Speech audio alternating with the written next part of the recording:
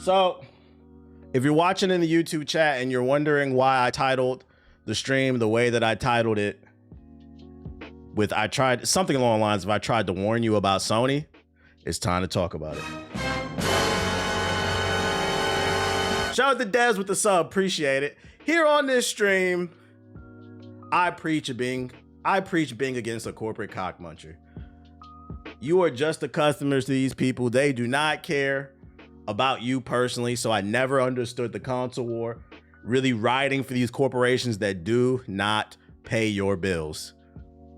The only thing as a consumer you should be worried about is getting the best deal possible. And how can you get the best deal possible? By promoting competition. When it comes to business, it is the one time, in my opinion, where instigating is actually 100% the best option. We should be instigating against corporations, making them fight so that we can get deals. But when one company gets a monopoly, they get too much power, they start to do whatever the fuck they want because they no longer have anybody to check them. And I said on this stream, you know, if you want to get your jokes off, that's fine. But nobody should be rooting for the downfall of Xbox, because that leaves us with Sony. And Sony and Nintendo are not in direct competition. Yes, they both manufacture consoles, but Nintendo's more on the family side and PlayStation and Xbox were more on the hardcore side, more akin to PC gamers, right? But with Xbox being in some trouble and with the Steam machine on the way, rumors started to circulate that Sony was considering removing all of their exclusives off of Steam. And the rumors claimed it was because the sales on PC were bad. And some of you in the chat fell for the propaganda.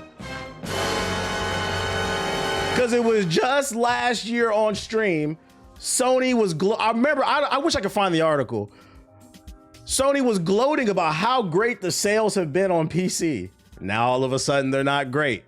And that rumor, ladies and gentlemen, is no longer a rumor. It is now confirmed. Sony pulls back from PlayStation games on PC. According to Bloomberg, Sony Group Corporation no longer plans to release its big PlayStation 5 games on PC, a major shift in strategy that sees the video game maker returning to console exclusivity after 6 years of flirting with multi-platform releases, according to people familiar with the company's plans. Online games such as Marathon and Marvel Token will still be released across multiple platforms, but single-player titles such as last year's samurai hit Ghost of Yotei and the upcoming action game Sorrows will remain exclusive to the PS5, said the people, who asked not to be identified because they weren't authorized to talk publicly about the company's strategy. Shout out to the whistleblower. Shout out to the whistleblower for letting us know. The people caution that things could change in the future due to the unpredictable nature of the video game industry and that Sony's plans are constantly shifting. But in recent weeks, PlayStation scrapped plans to bring Ghosts of Yotei and other internally developed games to PC. Two games made by external developers but published by PlayStation include Death Stranding 2 and the upcoming Ken of Scars of Cosmora are still planned for PC this year. A spokesperson for PlayStation declined to comment. There are likely a few reasons behind this shift. One is that several recent PlayStation games have not sold well on PC. A faction within PlayStation has also expressed concern that releasing their games on PC risks damaging the console's brand and will hurt sales of the PS5 and its successor, according to the people familiar with Sony's inner workings. I completely disagree with that. Games being on PC does not. The only thing that would hurt PlayStation's brand is if they put Ghost of Yotei on the Xbox. But PC is not a direct competitor to these people. Also, you still make all the money, so. For decades, Sony's tactic for selling PlayStations was to keep tentpole franchises exclusive to its own consoles. In 2020, it pivoted and began bringing games to personal computers via Steam. Since then, the company has put most of its biggest franchises on PC, such as God of War and The Last of Us.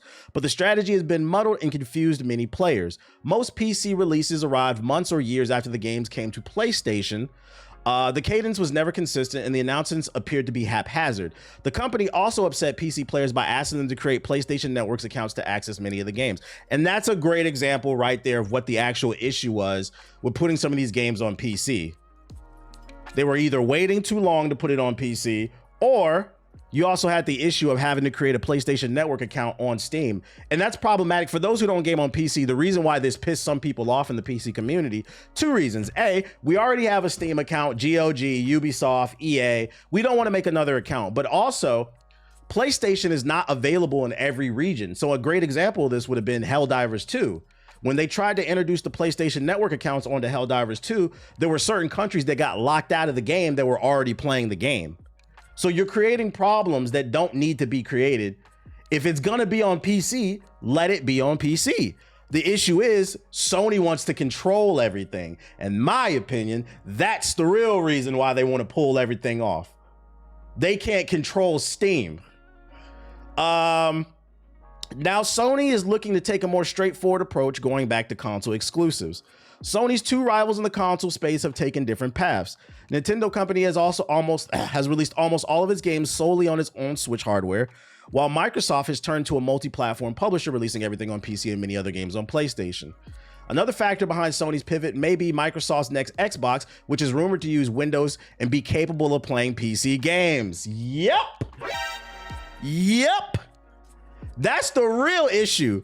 A, they can't control you with them PlayStation accounts, and B, it's rumored the next Xbox will be able to run Windows as well as the Xbox UI. So if you could run Steam on that shit, you would be able to play PlayStation and Xbox games on Xbox, as well as if you just had a gaming PC, you would have PlayStation and Xbox. It would make Xbox a more appealing piece of hardware. So they're trying to nip that shit in the bud. And this is what I've been trying to tell y'all. They don't give a fuck about you, because some of y'all were probably thinking about building a gaming PC. Man, let me spend a little bit more extra money so I can get better frame rates, cheaper games. I can get all the Xbox games, all the PC games, all the PlayStation games. And they just put a fucking hole in your plans. Yeah, plus the emulation and shit like that. So don't fall for this bullshit about it's about the sales. No, they were bragging about the sales on PC for the last few years. All of a sudden, with that Steam machine was announced, and as a matter of fact, that's the article I saved. When that Steam machine got announced, then it became an issue. And now the Xbox, the new Xbox, is rumored to run PlayStation games. Them niggas said, oh no. Fuck the consumer. You're gonna come over here. Here's another article. Steam machine may be to blame for the PlayStation PC port and abandonment. Rumors recently popped up claiming that Sony would be moving away from PC ports of its major first-party games in 2026, especially single-player games. While those rumors have yet to be confirmed by Sony itself, Mike Ybarra, the former president of Blizzard Entertainment, has commented in a recent post on Twitter that this might be the case, but he also points the finger at Valve's Steam machine as partly to blame for this turn of events. He also adds that Sony sees the recent shakeup at Xbox as the last nail in the coffin there, implying that Sony is making the right choice and that the shakeup will only embolden the Japanese gaming giant. Translation, we feel like we don't need to compete, so we're going to do what the fuck we want. And this is why monopolies are bad. The former executive says that the incumbent console manufacturers view Valve as a major new competitor in the living room space, adding that there will be third-party variants running Steam OS that will likely only compound this external issue on Sony. He goes on to argue that Steam, and by extension the Steam machine, was the biggest player base and the biggest game library of all three living room console makers, and that shipping good exclusive games matter. That's a fact. Because what's going to happen with the Steam machine is, not only would people have access to the PlayStation and Xbox games, but there's going to be a group of games. You don't know you need something until you experience it, right? A lot of people didn't know they needed the light bulb with the car until they experienced it. There's going to be the Steam machine, if it's priced correctly, it's going to attract a lot of new gamers who've been gaming on console their whole lives, and they didn't know they needed a Steam sale until they experienced it. And not only they didn't know they needed a Steam sale, friendly reminder, there are tons of exclusive games on PC that do not exist on console. People are not going to know they needed that shit until they play it. So you got to look at it from the standpoint of Sony. They're like, wait, they can get exclusives there, cheaper games, and ours? Oh, fuck no. Yo, shout out to Simple Jack with the super chat. He said Xbox's CEO confirmed the console and the X. Yeah, we're going to get to the Helix stuff. I got that. Trust me, I got all that shit saved. I appreciate the super chat. Where was I at though? Steam has been biggest player base and library. Ybarra also noted that Valve's independence, being a private company, allows it more freedom than Sony, who has to answer to shareholders and investors. For Sony's part, it's easy to see how cutting back on PC ports effectively reduced the Steam machine's library could be an easy way to gain a competitive edge. As we discussed previously, it seems as though Sony's PC port business isn't massive revenue drivers in the first place, so it could be a low-key risk way for Sony to protect its console ecosystem from incoming competition. Basically, Xbox has fucked up the game by making their games readily available everywhere, as well as like Steam with the Steam machine. And Sony is essentially what they're saying is they don't want to fucking compete. I don't know if y'all realize that. That's literally what they're saying. Yo, shout out to Naruto with the gifted subs. Appreciate you. They're saying they don't want to fucking compete, which isn't good because none of this stuff has even released yet, and they're already taking their ball home. Friendly reminder for those that were rooting against Xbox. You realize that the Xbox is the reason why crossplay, well, really PC, but on the console side, Xbox is the reason why crossplay is so prominent nowadays. I know it's hard to remember because the internet moves very fast, but Sony was blocking all that crossplay shit 10 years ago. Niggas was begging for it. Every multiplayer game should be crossplay. They said, fuck y'all, bruh. But with yo, shout out to Naruto gifting them 5 gifted subs again. I appreciate you. But with them coming out and making everything crossplay, it kind of forced Sony's hand because it made them look bad. Friendly reminder, free games every month. That came from Xbox. The whole Game Pass thing that now Sony has their own version, it came from Xbox. A lot, whether you want to, you can be the biggest Sony pony in the world, but you got to know a lot of the things that have been added to the PlayStation ecosystem over the last 10 years have come directly from competition. And if it stops, guess what's going to happen? Sony's going to stop innovating and they're going to charge you more. We can do whatever the fuck we want. Shout out to Unstoppable with the gifted sub. Appreciate it. And this is why I say this stuff is bad. Now, from my understanding and reading this, the PlayStation games that are currently on Steam should stay there, but it's future ones going. Like, so there's a possibility that Wolverine won't be on PC, which also means it won't be on that Xbox if it can play PC games or whatever. Which means also you're gonna have to spend more money because you might be one of those people that just wanted to get a gaming PC and then you might be willing to wait 6 months to like a year for that PlayStation exclusive. Now you're gonna have to buy a PlayStation. It means you're gonna have to spend more money they're fucking you over in the long run. And this is why I said, you know, being pro-consumer is the most important thing. You should, no matter how much you like PlayStation, Xbox, PC, whatever, you should never want to be wanting to have to pay more money. That doesn't make any fucking sense to me. Yeah, I remember during that time, a couple devs were saying crossplay is a switch. Yes, that's facts. Developers were saying crossplay is easy to do. It's the flip of a switch. Sony was blocking it. So without Xbox, we might have never got that shit on fucking console, bruh. And friendly reminder, crossplay is beneficial to everybody because it keeps multiplayer games alive longer than ever, especially in this digital age where you niggas love to watch the Steam DB page. Look at those player counts. Crazy thought, you think this will hold back GTA 6 on the PC? No, this has nothing to do with anything because GTA 6 is an independent game. It's a third-party game. It's made by Rockstar. They don't got nothing to. Rockstar is money focused. That game is coming to PC. Trust and believe. What else I got for y'all? Oh, it gets worse, by the way.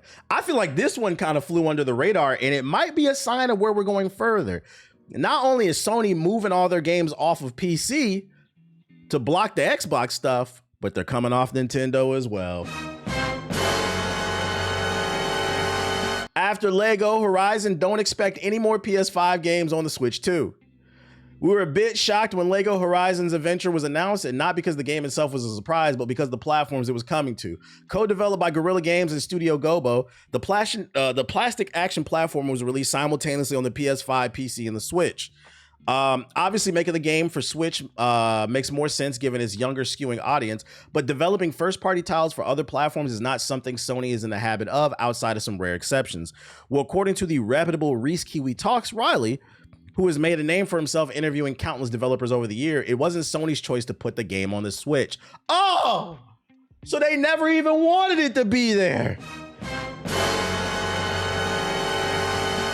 Shout out to Minish with the super chat. Appreciate you. It wasn't mentioned in Bloomberg's report, but I doubt Sony's going to port anything else to the Switch either after Lego Horizon. I don't know what this means for the Sony licensed revivals that Bandai Namco publishes if they come. Lego Horizon only released on the Switch because it was mandated by the Lego Group, which makes sense because I mean Lego's family friendly. You want to be on the family friendly platform, which is the Switch. Just keep in mind this is hearsay. This isn't like a 100% promise, but don't be surprised if these type of games stop coming to the Nintendo platforms as well. Doesn't surprise me. Shout out to Space Cowboy with the super chat. Yeah, we live today. We early today. Shout out to the 600 people we got in the YouTube chat. I'm glad I can actually see with this new extension how many people are in the chat. Hey, yo, Twitch, step it up, man. What's going on? I feel bad for the ponies with how their leadership be talking about more monetization of their current users. Yeah, friendly reminder, 2 weeks ago, they said, oh, we got a solution for the Ramageddon. Oh, it's hard to make more PlayStations because of the RAM shortage? We're just going to charge you guys more who are already on the platform. So they're already talking about charging their existing fan base even more. They're talking about removing options off of other platforms. We don't know what this PS6 going to cost. I don't know, man. I said, yo, you should never trust Sony. I was going to say that too. Tell Nintendo put MK on PlayStation, but Nintendo's in the same. Well, let's keep it a buck. Speaking of which, they're apparently testing variable prices on PSN. Sales data indicates Sony's PS5 ports are increasingly losing audience share on PC, but only because of the release timing, which goes back to what I was saying earlier. Sony coming out and saying games aren't selling on PC, cap.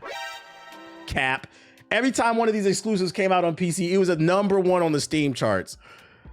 Following the Bloomberg report that Sony will no longer be publishing first-party PS5 games on PC, which suggested the decision was driven in part by poor sales for recent titles released on the platform, an analysis by Newzoo for Game Industry Biz has suggested the company's release strategy limited its reach on PC. Translation: they were setting the games up to fail.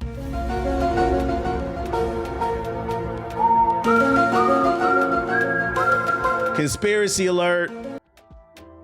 The company's strategy of releasing PC ports well after the PS5 release, save for the notable exception of the 2024 hit Helldivers 2, led to lower audience share on PC compared to games that released on multiple platforms simultaneously, the firm said. The trend applied to all publishers, not just Sony, which makes sense. I mean, there are going to be some people who are willing to wait a really long time, but the best time to release your game is all at the same time. When the advertisements are on TV, on YouTube, all over social media, and you see that trailer on YouTube and it says PS5, PC, Xbox, you know mentally, okay, the day this game drops, I'm gonna go get it, versus it coming out 2 years later. Some people are just not gonna remember. Some people will wait, but not everybody. My thing is like, what's the point of making people wait if you're gonna put it there anyway? Newzoo's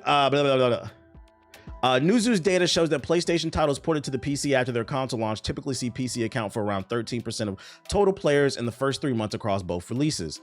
Director of Market Intelligence at Newzoo. By comparison, when compared to AAA titles launched simultaneously on PC and console, PC contributes closer to 44%. And I'm gonna take it a step further.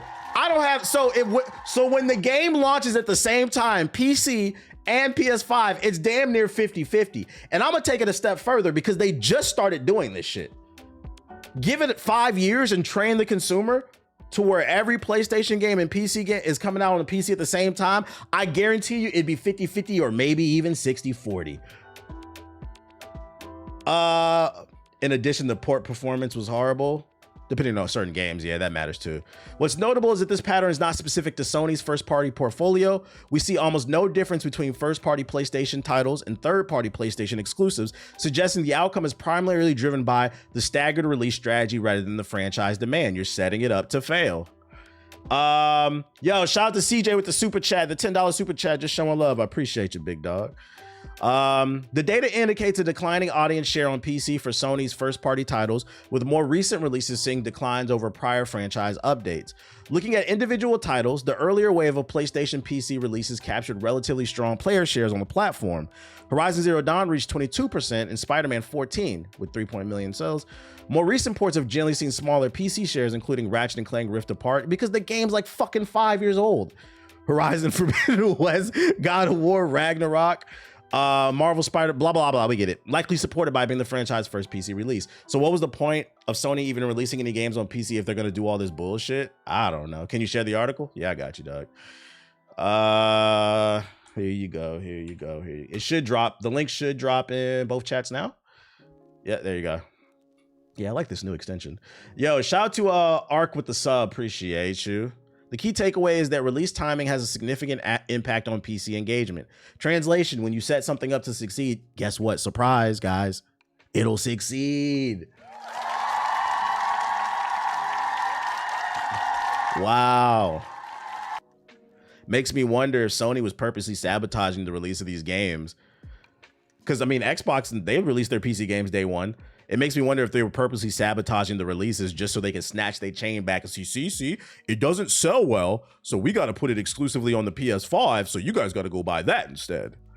Now you guys got to all spend more money in an economy where barely anybody has any money.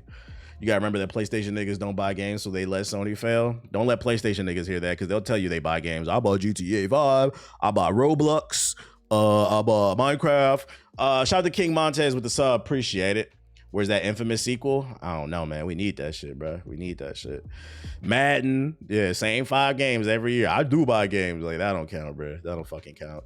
I will say it's going to be interesting to see how this data trend changes. If they really do snatch everything off of PC and they have to rely on PS5 niggas. Because, I mean, I showed y'all the data, right?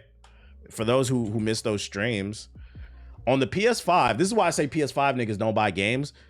I need to start articulating better. What I mean is exclusives. PS5 niggas, and what I'm saying, if it don't apply, let it fly. Obviously, some of you guys do. I do. I have a PS5. I have 2 actually. Slight flex. But what I'm saying is a lot of them don't really buy exclusives.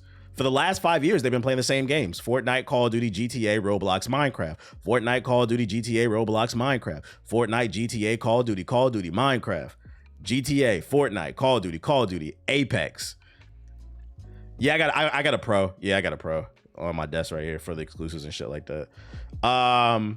So the point I'm trying to make, why I brought this data up, is I'm curious to see in the next 5 years, if they only go back to exclusives on the PS5 and we have all these live service junkies, will this hurt the overall sales of exclusives? Because PS5 niggas, in fact, don't buy games. Get mad. These are the facts, nigga. These are the fucking facts. I'm gonna buy it. So I got a PS5. I'm a PS5 nigga technically. But we can't ignore it. Yeah, it may not be you in this stream, because if you're in the stream, you're probably hardcore. But your friends is who I'm talking about. Your friends who are chicken nugget gamers. He said, making a clip. Too cool for their own exclusives. Remember the rebirth type shit. Yo, shout out to Burton with the $12 super chat. It's a supporter creator. Get the likes up. We should have 100,000 likes. Shout out to the 800 people we got in the YouTube chat. Keep hitting the like button. Let's try to get to 1,000, man. Now I can see the fucking shit. I'm gonna encourage y'all to hit the like button. Most casuals across all platforms don't buy games. Yeah, but at least with the Xbox people, and I guess it still applies under don't buy games. The one thing I will say about the Xbox people, there's less of them, but they do have the Game Pass, and they're more inclined to try new things because of the Game Pass. I just wish more PS5 owners would try more of these exclusives, because there are great games on the platform. And it sucks because it creates like this cycle of don't get it twisted, man. Them Xbox niggas is charcuterie gamers. Them niggas don't be beating no. On the flip side, on Xbox, you're right. They be playing a lot of these same games, but the ones who do play different shit, they're charcuterie board gamers. I've been said this shit. Xbox got the charcuterie board gamers. They try everything, but they don't beat nothing, nigga. Is it a little bit of salami, a little bacon, a cracker, some cheese? You check them niggas' achievements, they don't beat nothing. All y'all frauds. He said, but you look at them PC stats, PC niggas be beating them games, bro. Shout out to Kenny with the super chat. He said, I can't fake. I've been playing Division 2 since COVID. Hey, Division is having a nice resurgence, man. Apparently the latest update is fire. With the new realism mode, like, it's easy for you to die and it's easier for them to die. Shout out to CG Pro with the $5 super chat. I appreciate you. I've been playing Expedition 33 for a long time. Not even halfway done. I'm just got to the mansion. Hey, take your time with that, man. Games like that, games like Expedition, Baldur's Gate, Elden Ring. Take your time with games like that, because I'm gonna tell you what's gonna happen. When you beat Expedition 33, you're gonna be depressed afterwards, because it's like, where do I go from here? That post Elden Ring, that post Baldur's Gate depression. Enjoy it. Enjoy it. What else I got for you? More data. More data. US gamers are spending way less than they used to on physical games. New data suggesting that Americans aren't spending as much money on physical video games as they used to, with Sarcana stating that the rate fell 11% from 2024 to 2025. Industry analyst Matt shared the figure on Blue Sky on March 2nd. They confirmed that they're looking at the data between 24 and 25, and last year saw 11% decline in spending on physical video games in the US. Although that sounds like a terrible number, it's less drastic than 2024's, which was 28%. The decline, according to Piscatella, slowed because we're nearing the bottom, meaning there's not much more to lose. This is bad, guys. This is bad. I get people have limited space, but if you really enjoy a game, go buy the fucking physical version, please. We do not want to live in a world. I still buy some physicals. We do not want to live in a world where only digital is the option, because they're not going to bring down the price, even though it's cheaper to just put it on the store. But also it gives them full control. We don't want the corporation to have full control of these products, because when they do that, they're going to do the Disney Vault bullshit. Keep the game on the store for a year, make it disappear for 10, then bring it back and say, hey, the Sony Vault is opening. This is your first chance in 15 years to buy Ghost of Tsushima for $100. And oh, by the way, we'll snatch it off your hard drive whenever we fucking feel like it. But always buy physical copies because you can lose your PSN account. That's real too. That's real too. That's real too. I learned the hard way when I thought I could play Skate 2, but it was gone. Yeah, a lot of your favorite games from those eras don't exist on digital platforms. I don't know if y'all know that. That's why emulation is so important. Because trust and believe, them ROMs gonna be there, baby. They gonna be there. And then in other news, PlayStation news, this was funny. PlayStation Asia, the same day that article came out about them pulling exclusives from Steam, PlayStation Asia tweeted out, PC gaming elevated. The DualSense wireless controller is PC ready. Easy to set up an epic immersion. So they got a new controller. They say it's PC ready, which I don't understand, because aren't all PlayStation controllers PC ready? I just found it very interesting that they use that verbiage. Why you trying to sell me a controller when you snatching your games off the fucking platform, nigga? Lock 'em up. Oh man. Lock 'em up. Shout out to Outrage Souls with the sub, appreciate it. And like, they're right there in the comments saying this shit. If you're not releasing your games on PC, why would PC gamers rather buy that controller? So you announce a PC controller on the same day you announce no more exclusive to the PC. It's just grimy. Shit's fucking grimy, man. That's all the negative PlayStation news that I got for you. Let's move on to something more positive, man. We're not gonna sit here and just be negative. Onimusha. I gotta verify my fucking age. Hold up, yeah. ID? Oh, fuck no. I'm not scanning no fucking ID. Hold up, let me switch my account. Let me switch my account to my main joint, because I'm on the Hokage streaming one. Hokage, Black Hokage. All right, so on the positive side of things, Onimusha. Yeah, I'm definitely getting Wolverine physical probably. Onimusha, The Way of the Sword. They dropped a new overview gameplay trailer. So let's check out what we can expect from the new Onimusha game. Let's get. Onimusha, Way of the Sword. Capcom proudly presents the latest all-new entry to the Onimusha Swordplay action series. Right. Get ready for a soul-shaking swordplay. He said JG's forehead is glowing. Shout out to JG. Whenever there's Mega Man on the screen, Ace's tattoo glows on his arm, and JG's forehead glows when there's Onimusha content. An adventure in the Onimusha series, signature dark fantasy style. Onimusha Way of the Sword is set in 17th century Edo period Kyoto. You'll fight your way through iconic locales such as Kiyomizu-dera Temple. Right, samurai shit. A lone samurai, Miyamoto Musashi. Let's see your best, Sene. Musashi set out on his journey with a simple goal: master the sword and stand peerless above all swordsmen. But the Genma had other plans. Musashi is struck down, but finds himself revived with an Oni gauntlet on his arm. Now, This voiceover gives me like old school anime vibes. Or like those niche anime games that be on PlayStation and shit. Like Xenoblade and that's Nintendo, but you get the vibe. Musashi has a new goal. Rise up against the monsters. Did I celebrate Dominican Independence Day last Friday? Of course, of course. And carve himself a new fate. But his path is not a lonesome one. A vibrant cast of allies awaits. Me no black, me no black. And his old rival, Sasaki Ganyu, stands Sasaki in Ganyu. his way. With blade in hand and fate in the balance, will Musashi's bloody battles against formidable foes deliver him hope or despair? Am I Dominican? Yeah, according to the internet. Kyoto's history is abound with many strange tales and unsettling mysteries. And you can experience strands of these hidden legends woven throughout the story.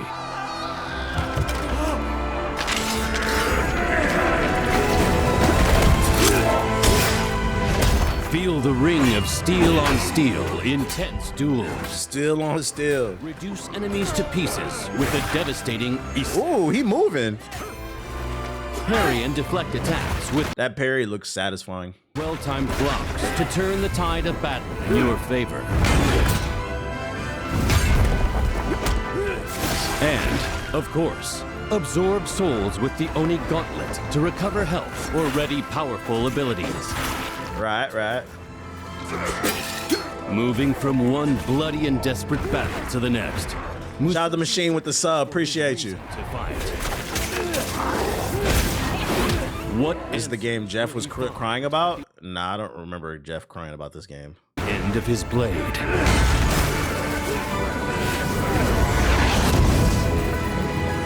Miyamoto I wonder if this game will be difficult. perilous path of the Onimusha. I never played the classic Onimushas. Were those games considered difficult? And on it, a new legend will be forged. Yeah, they were.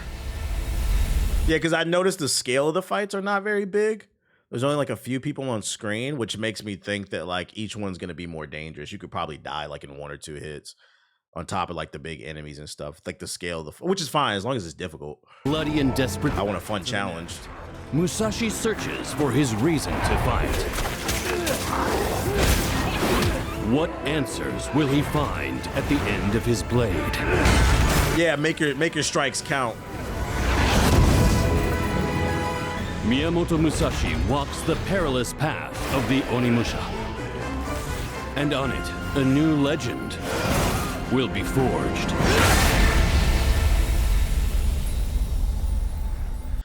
I think the gameplay looks really good. I've seen some people been complaining they're kind of tired of the Japanese ninja and samurai tropes. I'm okay with that stuff because I like that Edo era. What I will say from some of these action games coming out of the East that I am getting kind of tired of, I'm hoping the story is good in this because I do feel like a lot of these samurai games coming out the East, they tend to have really weak stories. Rise of Ronin, Neo 3.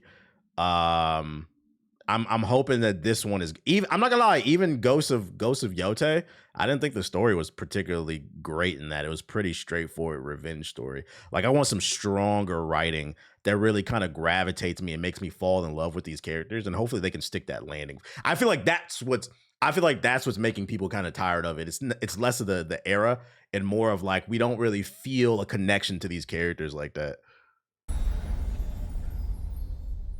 But Kimono and Katana gamers eating. Shut the fuck up, nigga.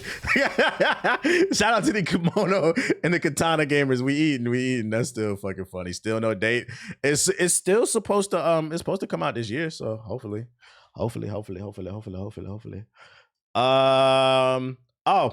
news. Pragmata release date moved earlier to avoid Saros. Is that the actual reason? Without much fanfare, Capcom has held its latest Capcom Spotlight broadcast this Thursday, March 5th, bringing several updates from the publisher. However, one announcement in particular managed to steal the show, and for once, it wasn't about a delay. Capcom has just provided a major update regarding the launch of Pragmata, its highly anticipated sci-fi title featuring 2 protagonists, Hugo and Diana. In a surprising turn of events, the game has actually been moved up and now will arrive a week earlier, April 17th instead of the 24th. And all I'm gonna say is there is a free demo on PlayStation and PC. If you have not played it, try it. Them moving up a week earlier says they feel confident. The game is optimized. The gameplay is good. They're feeling confident. This year is a good year for single player gamers. And all I'm gonna say is keep an eye on this game. Keep an eye on this game. I'm gonna leave it at that. I'm excited to try. Not only am I excited to try this game, I'm excited that it's moving up a week. Play the demo. It sold me on it. I guess they didn't want new IPs fighting, but fuck it. We get Pragmata sooner type shit. I didn't think it was going to be fun, but I tried it when I saw your video and it was really good. It was really good. It was really good. I have nothing to say. That's weird. Everything moving up a week early now. Scary Movie 6 also coming out early too. An Xbox 2. Tight shit. I hate you. I didn't even do nothing. Not gonna lie, play the demo. That shit's not for me at all, but I'm glad there's something fresh. Hey, and that's what it's all about, bro. At least you tried it. You have nothing to say but everything? I have nothing to say, bro. Nothing to say. I do have something to say for you Sparking Zero ass niggas. Come to the front. You know, I've been doing this content creation thing for 18 years now. Shout out to me, 14 full time.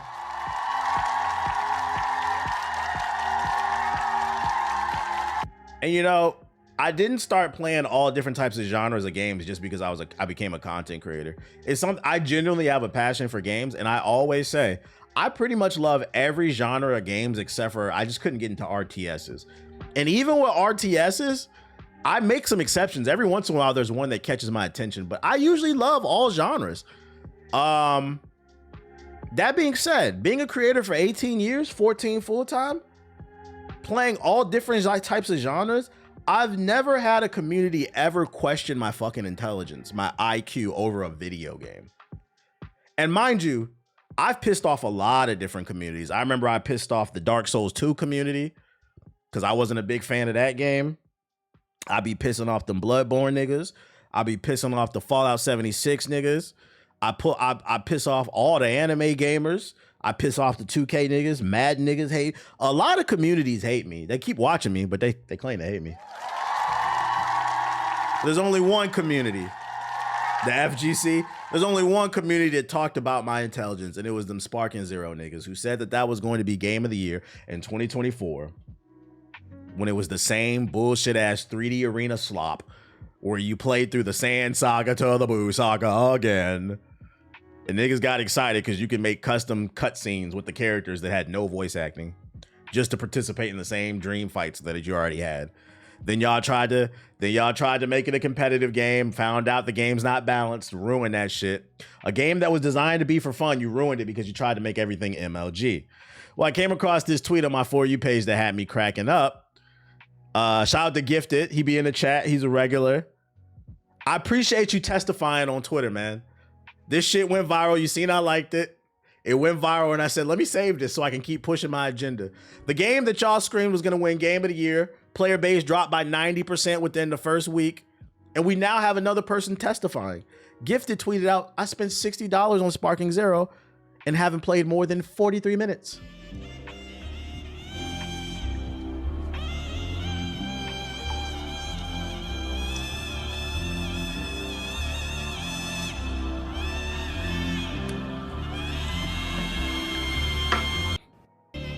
I remember people called me stupid too because I didn't pre-order the $100 edition. Y'all remember that shit the week the game came out? I didn't get the $100 edition because I didn't care about that game that much. You stupid, bro. You should have been there day one. You're about to miss out on so many content. It turns out I didn't. So somebody also replied to him, right? Shout out. And you know what? I'm going to go ahead and issue this challenge.